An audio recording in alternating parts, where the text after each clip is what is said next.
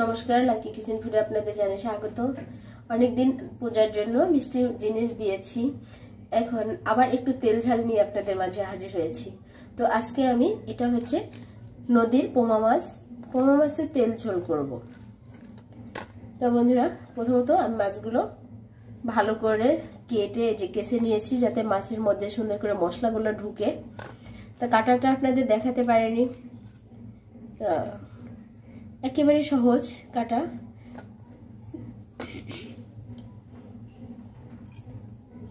তবে মাছগুলো আমি ভালো করে ধুয়ে নিয়েছি। এবার আমি এটাকে ভালো করে একটু মেখে নেব ভাজার জন্য। প্রথমত হলুদের গুঁড়া নিলাম,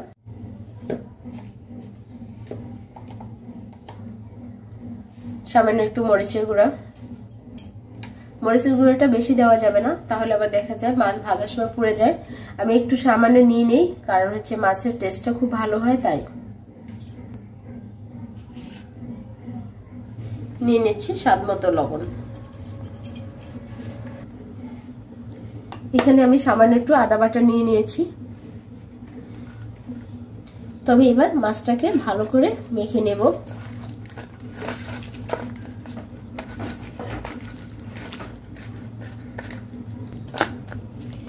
তো বন্ধুরা, আমার মাছগুলো সুন্দর করে মাখানো হয়ে গেছে। এবার আমি ভাজতে যাবে। দেখেন, আমি যে বললাম আমি যে মাছগুলো কেসে দিয়েছিলাম, এই দেখেন কত সুন্দর করে মশলাগুলো ঢুকছে। তো আপনারা অবশ্যই না কাছলেও পারেন, তবে কাছলে ভালো হবে, মশলাটা খুব সুন্দর করে ঢুকবে এবং খেতেও মাছটা খুব মজা হবে এবং টেস্ট হবে খুব সুন্দর। তারপর মাছগুলো মাখানো হয়ে গেছে, এবার আমি চুলার পরে ভাজতে যাব। তো বন্ধুরা, চুলায় কড়াই নিয়ে নিয়েছি, আমি আগুনটাও ধরিয়ে দিয়েছি। এবার আমি কড়াইতে তেল নিয়ে নিচ্ছি।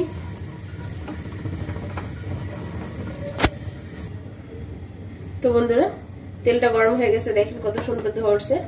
তা তেল বেশি ভালো একটু গরম হলেই মাছগুলো ভাজা দিলে আর কড়াইতেও লেগে যায় না। তো আমি এভাবে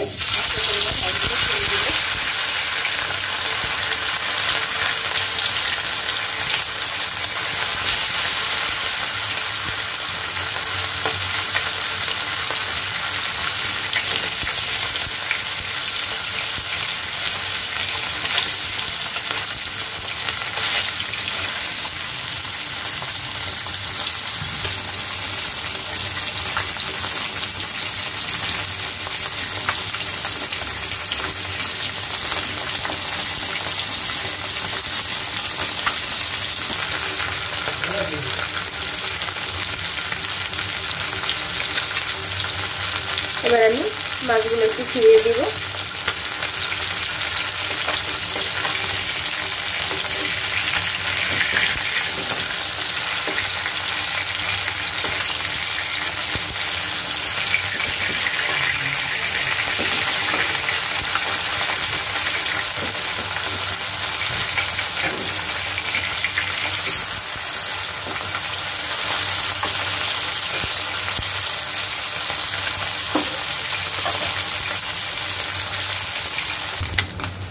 বন্ধুরা, আবার মাছ ভাজা হয়ে গেছে, দেখুন কত সুন্দর করে লাল করে ভেজে নিয়েছি, দুপাশটাই অনেক সুন্দর হয়েছে।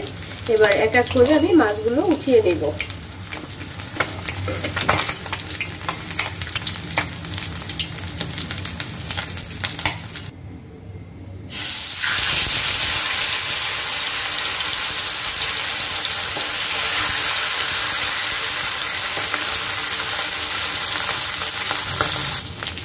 তো বন্ধুরা, আমার মাছ ভাজা শেষ, আমি এটা করে সবগুলো উঠিয়ে নিচ্ছি। দেখেন কত সুন্দর করে আমি লাল করে ভেজে নিয়েছি।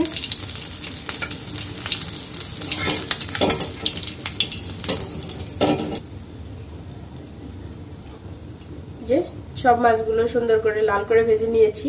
পোমা মাছ সাধারণত একটু নরম হয়, তো তাই একটু কড়া করে ভেজে নিয়ে নিয়েছি। তো বন্ধুরা, মাছ ভাজার তেলেই গোটা দারচিনি দিয়ে দিলাম, তেজপাতা দিয়ে দিলাম,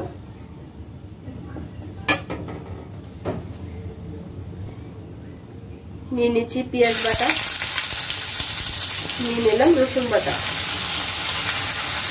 এটাকে কষিয়ে নেব।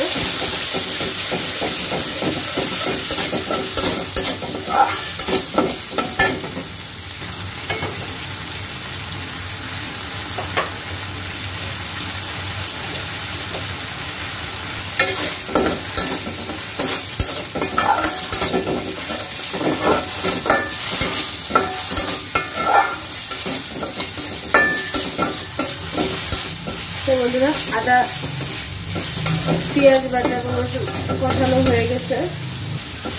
বন্ধুরা আমার মশলাটা কষানো হয়ে গেছে, দেখেন খুব সুন্দর করে ভাজা ভাজা হয়ে বাদামি কালার হয়ে গেছে। এবার আমি এটার মধ্যে সামান্য জল দিয়ে দিব।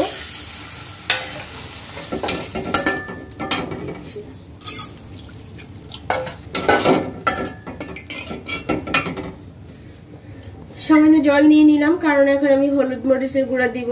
জলটা নিয়ে নিলে পেস্টটা খুব সুন্দর হবে এবং এটা পোড়া লাগে না, তাই আমি আগে থেকে একটু জল নিয়ে নিয়েছি। এবার হলুদের গুঁড়া, মরিচের গুঁড়া, লবণ দিয়ে দিব। হলুদের গুঁড়া দিয়ে দিলাম মরিচের গুঁড়া,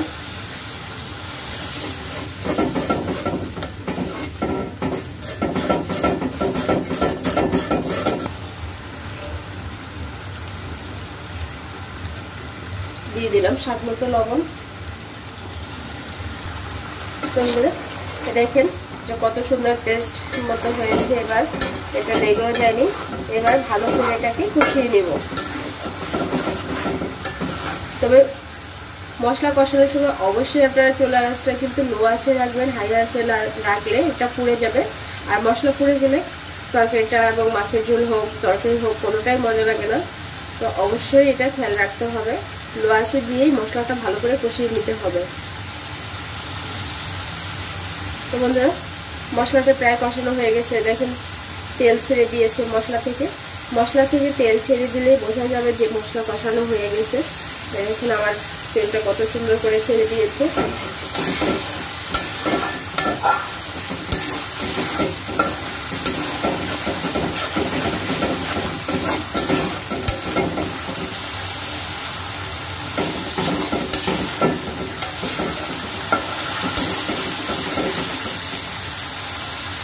তো বন্ধুরা এবার আমি এটার মধ্যে জল দিয়ে দিব।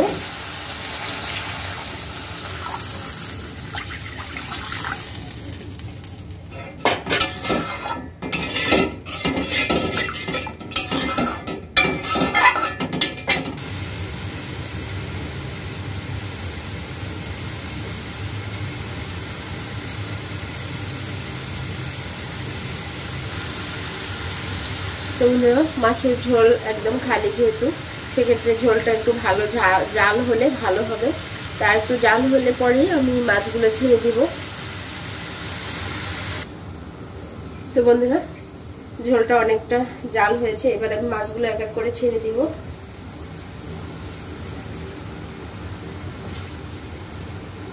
পোমা মাছ একটু সাধারণত নরমই হয়, তো সেক্ষেত্রে আস্তে করে ছেড়ে দিতে হবে, বেশি নাড়াচাড়া করা যাবে না।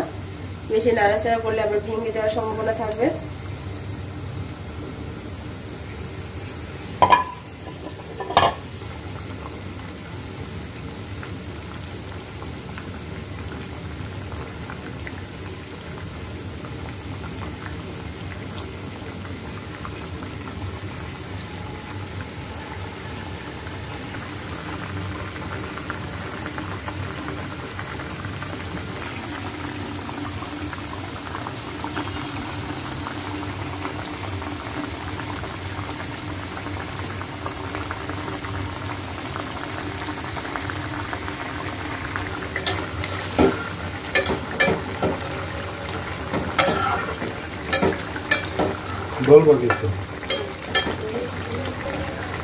তো বন্ধুরা এবার আমার মাছের ঝোলটা হয়ে আসছে, আমি একটু এবার নামিয়ে ফোড়ন দিয়ে নিব।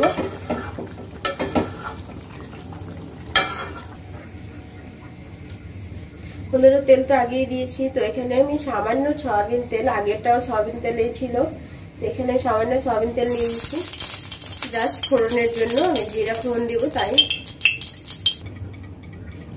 তেল গরম হয়ে গেছে, জিরা ফোড়ন দিয়ে দিলাম।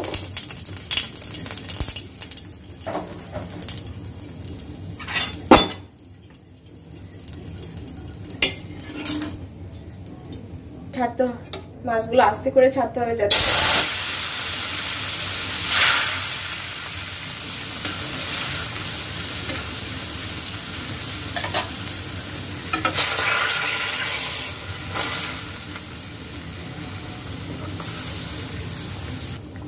তো বন্ধুরা আমার রান্নার শেষের দিকে আমি এবার জিরা দিয়ে দিলাম, এটা জিরার গুঁড়া।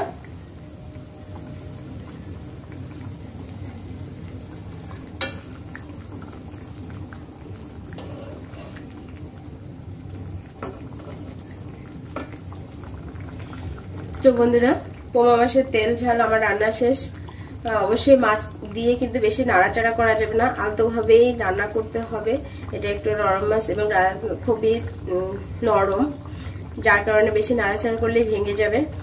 তো বন্ধুরা আমার চ্যানেলটিতে এতক্ষণ যারা ভিডিওটি ধৈর্য সহকারে দেখেছেন তাদের ধন্যবাদ, এবং যারা সাবস্ক্রাইব করেছেন তাদেরও ধন্যবাদ। আর যারা সাবস্ক্রাইব করেননি তারা অবশ্যই আমার চ্যানেলটিকে সাবস্ক্রাইব করে বন্ধু হয়ে যান, এবং পাশে থাকা বেল আইকনটি অন করে রাখেন, যাতে করে আপনাদের মাঝে আমি নতুন নতুন ভিডিও দিতে পারি এবং আপনাদের কাছে সবার আগে ভিডিওগুলো পৌঁছে যায়। তো ভালো থাকেন, সুস্থ থাকেন বন্ধুরা। চুল অফ করে দিলাম, এবার মাছগুলো আমি নামিয়ে নেব।